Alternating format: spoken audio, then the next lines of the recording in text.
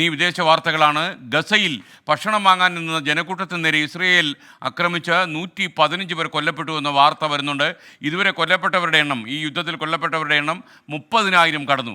അന്വേഷണം ആവശ്യപ്പെട്ട് അറബ് രാജ്യങ്ങൾ രംഗത്ത് വന്നു.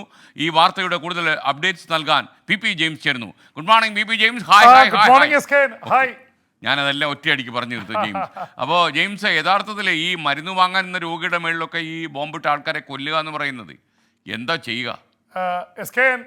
ഒരുപക്ഷെ ഈ യുദ്ധത്തിനിടയിൽ വളരെ ഞെട്ടിപ്പിക്കുന്ന തരത്തിലുള്ള കാര്യങ്ങളാണ് വരുന്നത്. യുദ്ധ നിയമത്തിൽ ആശുപത്രിയിൽ കയറി ആക്രമിക്കാൻ പാടില്ല. ഭക്ഷണം കൊടുക്കുന്ന, പ്രത്യേകിച്ച് റെഡ് ക്രോസിൻ്റെയും മറ്റ് ഐക്യരാഷ്ട്രസഭകളുടെയൊക്കെ ഇവർ ഇടപെട്ട് നേരിട്ട് ചെന്ന് ഭക്ഷണം കൊടുക്കുന്ന സ്ഥലങ്ങളിലൊന്നും ഒരു തരത്തിലും ആക്രമണം പാടില്ല. പക്ഷെ അത് അറിഞ്ഞുകൊണ്ട് തന്നെ അവിടെ റഫ കടന്നു വന്ന ഭക്ഷണ പൊതികളും കൊടുത്തുകൊണ്ടിരിക്കെ അതിനു നേരെ ആക്രമണം നടക്കുക എന്ന് പറയുന്നത് ഇതിലും നീചമായ കൃത്യമില്ല. ഒരു നേരത്തെ ഭക്ഷണത്തിന് വേണ്ടി വിശന്ന് നിൽക്കുന്ന ജനക്കൂട്ടത്തിന് നേരെയാണ് ഇസ്രായേൽ ഈ മണിക്കൂറുകളിൽ ആക്രമണം നടത്തിയത്. 115 പേർ സ്പോട്ടിൽ കൊല്ലപ്പെട്ടു എന്ന വാർത്തയാണ് വരുന്നത്.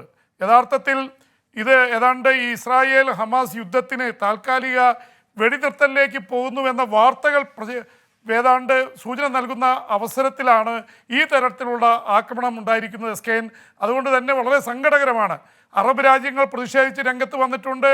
അമേരിക്കൻ പ്രസിഡന്റ് ജോ ബൈഡൻ തന്നെ പറയുന്നു, ഈ പ്രത്യേകിച്ച് വെടിനിർത്തലിനുള്ള സാധ്യത തെളിഞ്ഞിരിക്കുന്നത് സങ്കീർണമാക്കുന്ന നടപടിയാണ് ഇസ്രായേലിൻ്റെ ഭാഗത്തു നിന്നുണ്ടായത് എന്നുള്ള ആരോപണങ്ങൾ വന്നു കഴിഞ്ഞു. എന്തായാലും ഇവിടെ മാത്രമല്ല, തെക്കൻ ഗസയിലും മറ്റിടങ്ങളിലൊക്കെ നടത്തിയ ആക്രമണത്തിൽ 35 പേർ വേറെയും കൊല്ലപ്പെട്ടിട്ടുണ്ട്. അതിനിടയിലാണ് ഒരുപക്ഷെ നമ്മൾ ഇന്നലെയും മിനിഞ്ഞാന്നൊക്കെ പറഞ്ഞതാണ് 30,000-ത്തിനടുത്ത് എത്തിയിരിക്കുന്നു. ഇതാ 30,000 കവിഞ്ഞിരിക്കുകയാണ്. 30,000 പേര് ഒരു 5 മാസത്തിനുള്ളിലെ യുദ്ധത്തിൽ കൊല്ലപ്പെടുക എന്ന് പറഞ്ഞാൽ വല്ലാത്തൊരു ദുരന്തമാണ്. ഇവിടെ സൈനികരല്ല അധികം കൊല്ലപ്പെടുന്നത്. സൈനികർ 2 വർഷത്തെയും ഹമാസിൻ്റെയും അതുപോലെ തന്നെ ഇസ്രായേലിൻ്റെയും ഇവർ കൊല്ലപ്പെടുന്നത് വളരെ കുറവാണ്. 200-300 പേരാണ് ഔദ്യോഗിക കണക്കനുസരിച്ച് കൊല്ലപ്പെട്ടിരിക്കുന്നത്. പക്ഷേ ഈ 30,000 പേര് കൊല്ലപ്പെട്ടതിൽ 23,000-ഓളം പേര് സ്ത്രീകളും കുട്ടികളുമാണ്. എന്ന് വെച്ചാൽ നിരപരാധികളായ സ്ത്രീകൾക്കും കുട്ടികൾക്കുമെതിരെയുള്ള ഒരു യുദ്ധമായിട്ട് ഇത് മാറിയിരിക്കുന്നു. മനുഷ്യ മനസാക്ഷിയെ ഞെട്ടിപ്പിക്കുന്ന തരത്തിലേക്ക് ഇത് മാറിയിരിക്കുന്നു. ഇതിനിടയിൽ ചെങ്കടലിലും യുദ്ധം നടക്കുന്നുണ്ട്. ചെങ്കടലിൽ നടക്കുന്ന യുദ്ധത്തിൽ അമേരിക്ക ഇപ്പോൾ 6 ആൻറ്റി ഷിപ്പ് മിസൈലുകൾ തകർത്തിട്ടുണ്ട് ഹൂതികളുടെ.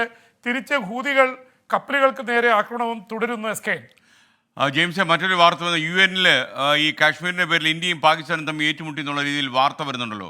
ഇപ്പോഴും കാശ്മീരിനെ വിൽക്കാനാണോ പാകിസ്ഥാൻ്റെ ശ്രമം? പാകിസ്ഥാനിൽ അത്യാവശ്യം രാഷ്ട്രീയ കാലാവസ്ഥ വല്ലാതെ കലങ്ങി മറിഞ്ഞ് നിൽക്കുകയാണ്. ഇപ്പോഴും ഇലക്ഷൻ കഴിഞ്ഞ് ആഴ്ചകൾ കഴിഞ്ഞിട്ടും അവിടെ ഒരു പ്രധാനമന്ത്രിയെ നിശ്ചയിച്ചിട്ടുണ്ട്. പക്ഷേ ഇതുവരെ ചാർജ് ഏറ്റെടുക്കാൻ കഴിഞ്ഞിട്ടില്ല. നവാസ് ഷെരീഫിൻ്റെ സഹോദരനാണ് നിയുക്ത പ്രധാനമന്ത്രി. പക്ഷേ ഷഹബാസ് ഷെരീഫ് ഈ മണിക്കൂറുകളിൽ പറഞ്ഞത് നവാസ് ഷെരീഫ് തന്നെ പ്രധാനമന്ത്രിയായിട്ട് തിരിച്ചു വരും എന്നുള്ള രീതിയിലാണ് അദ്ദേഹം പറഞ്ഞിരിക്കുന്നത്. അപ്പോൾ സ്വാഭാവികമായിട്ട് ഇത് വല്ലാത്ത രീതിയിലേക്ക് പോകുന്നു. ജയിലിൽ കിടക്കുന്ന ഇമ്രാൻഖാൻ ഗർജിക്കുന്ന സിംഹമായിട്ട് നിൽക്കുകയാണ്. അദ്ദേഹം ഈ മണിക്കൂറുകളിൽ തന്നെ കത്തെഴുതിയിരിക്കുന്നു ഇൻ്റർനാഷണൽ മോണിറ്ററി ഫണ്ടിന്, IMF-ന്. അവിടെ വലിയ രീതിയിലുള്ള തെരഞ്ഞെടുപ്പ് കൃത്രിമം നടന്നിരിക്കുന്നു. ഫണ്ട് കൊടുക്കുന്നതിന് മുമ്പ് അതിലെ കൃത്രിമത്തെക്കുറിച്ച് അന്വേഷിക്കണമെന്ന് ഇമ്രാൻഖാൻ ആവശ്യപ്പെട്ടിരിക്കുന്നു. അപ്പോൾ ഈ തരത്തിൽ പാകിസ്ഥാനിൽ രാഷ്ട്രീയം വല്ലാതെ കലങ്ങി മറിയുമ്പോഴാണ് പാകിസ്ഥാൻ ഇന്ത്യക്കെതിരെ കാശ്മീരിൻ്റെ പേരിൽ UN-ൻ്റെ ഹ്യൂമൻ റൈറ്റ് കൗൺസിലിൽ വലിയ ആരോപണം ഉന്നയിച്ചത്. കാശ്മീരും അതുപോലെ തന്നെ ലഡാക്കിനെ സംബന്ധിച്ച്. പക്ഷേ ഇന്ത്യ വളരെ ശക്തമായിട്ടുള്ള നിലപാട് വ്യക്തമാക്കി. കാശ്മീരും അതുപോലെ തന്നെ ലഡാക്കും ഇന്ത്യയുടെ ഭാഗമാണ്. അവിടെ പാകിസ്ഥാന് യാതൊരു കാര്യവുമില്ല. ഒരു രാജ്യത്തിൻ്റെ ആഭ്യന്തര കാര്യത്തിൽ ഇടപെടാൻ ഒരു തരത്തിലും പാകിസ്ഥാൻ ശ്രമിക്കരുത്. അവിടുത്തെ രാഷ്ട്രീയ അനിശ്ചിതത്വത്തിന് ഇന്ത്യക്ക് നേരെ വിരൽ ചൂണ്ടുന്നത് ശരിയല്ല എന്ന രീതിയിൽ ഇന്ത്യയുടെ പ്രതിനിധി ഐക്യരാഷ്ട്രസഭയിൽ സംസാരിച്ചു. എന്നാൽ പാകിസ്ഥാൻ രാഷ്ട്രീയം കലങ്ങി മറിയുന്നതിൻ്റെ ഇതായിട്ടാണ് ഇന്ത്യക്കെതിരെ. എപ്പോഴും അങ്ങനെയാണ്. അവിടുത്തെ സൈന്യവും അതുപോലെ തന്നെയാണ്. ഇപ്പോൾ സൈന്യത്തിൻ്റെ പിന്തുണയോടെയാണ് പുതിയ സർക്കാർ വരുന്നത്. ഭൂരിപക്ഷം ഇപ്പോഴും കേവല ഭൂരിപക്ഷം ഇല്ലെങ്കിൽ ഏറ്റവും കൂടുതൽ അംഗങ്ങൾ ജയിച്ചിരിക്കുന്നത് ഇമ്രാൻഖാൻ്റെ പാർട്ടിയുടെയാണ്. അവർ പക്ഷേ പ്രതിപക്ഷത്തിരിക്കുകയാണ്, അവർ പ്രക്ഷോഭത്തിലാണ്. ഇന്നലെ പാകിസ്ഥാൻ്റെ ദേശീയ അസംബ്ലി കൂടിയത് തന്നെ വളരെ വൈകിയാണ്. കാരണം അത്രയും പ്രതിഷേധവും ബഹളമായിരുന്നു അവിടെ. റഷ്യൻ പ്രതിപക്ഷ നേതാവായിരുന്ന അലക്സി നവൽനിയുടെ മൃതദേഹം സംസ്കാരത്തിന് കൊണ്ടുപോകുന്നതിനും വിലക്ക് വന്നിരിക്കുന്നു. നവൽനിയെ റഷ്യൻ പ്രസിഡന്റ് വ്ളാഡിമിർ പുടിൻ കൊലപ്പെടുത്തിയതാണെന്ന് യൂറോപ്യൻ പാർലമെന്റിൽ ഭാര്യ യുലൈ ആരോപണം ഉന്നയിക്കുകയും ചെയ്തു. നവൽനിയുടെ സംസ്കാരത്തിൽ പങ്കെടുക്കുന്നവരെ അറസ്റ്റ് ചെയ്യുമെന്ന് വരെ സർക്കാരിന്റെ ഭീഷണിയുണ്ടെന്നാണ് റഷ്യയിൽ നിന്ന് വരുന്ന റിപ്പോർട്ടുകൾ. പി ജെയിംസ് വീണ്ടും ചേരുന്നു. Welcome back to morning show. P James, Navalny ഒരു ലോകത്തെ വലിയൊരു മോഡലായി മാറുകയാണ്. മരിച്ചാലും ഒരാളെ ഭയക്കുക എന്ന് പറഞ്ഞാൽ അത് വലിയ അത്ഭുതമാണ്. കാരണം എന്ന് വെച്ചിട്ടുണ്ടെങ്കിൽ ഒരുപക്ഷെ ജീവിച്ചിരിക്കുന്ന അലക്സി നവൽനിയേക്കാൾ ശക്തനാണ് മരിച്ച അലക്സി നവൽനി എന്നാണ് കാണിക്കുന്നത്. റഷ്യ എന്നും ഇരുമ്പുമറയുടേതായിരുന്നു. സോവിയറ്റ് യൂണിയൻ്റെ ഒരു ചരിത്രം അതാണ്. അവിടെയൊക്കെ നേതാക്കന്മാർ മരിച്ചാൽ ഒരുപാട് ദിവസം കഴിഞ്ഞാണ് പുറത്തേക്ക് അറിയുക.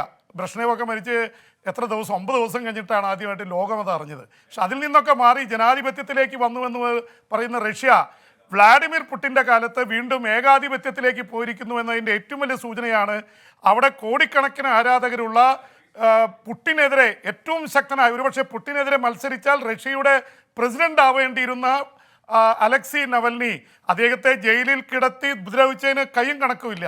അതിനുശേഷം അദ്ദേഹത്തെ ജയിലിൽ കൊലപ്പെടുത്തിയെന്നാണ് അദ്ദേഹത്തിൻ്റെ ഭാര്യ യൂലിയ നവൽനിയായി ഇന്നലെ യൂറോപ്യൻ പാർലമെൻറ്റിൽ ആരോപണം ഉന്നയിച്ചത്.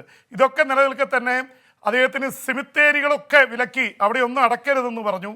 സ്വകാര്യമായ അടക്കലിന് ഭീഷണിപ്പെടുത്തി അവരുടെ മാതാവിനെ. ഇതൊക്കെ അതിജീവിച്ച് ഇന്ന് സംസ്കാരം വെച്ചിരിക്കുകയാണ്. പക്ഷേ സംസ്കാരത്തിന് ശരീരം കൊണ്ടുപോകരുതെന്ന് ജയിലിലെ മുഴുവൻ ആൾക്കാർക്കും പുറത്തുള്ളവർക്കും നിർദ്ദേശം കൊടുത്ത് അത് വിലക്കി വെച്ചിരിക്കുകയാണ്. ഇനി ഇത് സംസ്കാരത്തിന് എന്ന് വെച്ചാൽ പ്രൈവറ്റായിട്ട് ജയിലിനുള്ളിൽ സംസ്കാരം നടത്തണമെന്നാണ്. കാരണം അദ്ദേഹത്തിൻ്റെ ഓർമ്മ പോലും പുടിനെ സംബന്ധിച്ചിടത്തോളം റഷ്യൻ ഭരണകൂടത്തെ ഞെട്ടിപ്പിക്കുന്നതാണ്.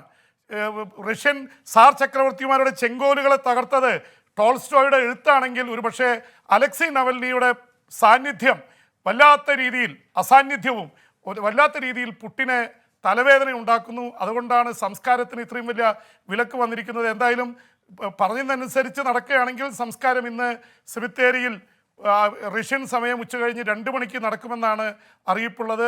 അവിടെ വരുന്നവർക്ക് വരെ ഭീഷണിയുണ്ട്. വന്നാൽ അറസ്റ്റ് ചെയ്യുമെന്ന് രഹസ്യമായി അനുയായികൾക്ക് മുഴുവൻ ഇത് ചെയ്തിട്ടുണ്ട്.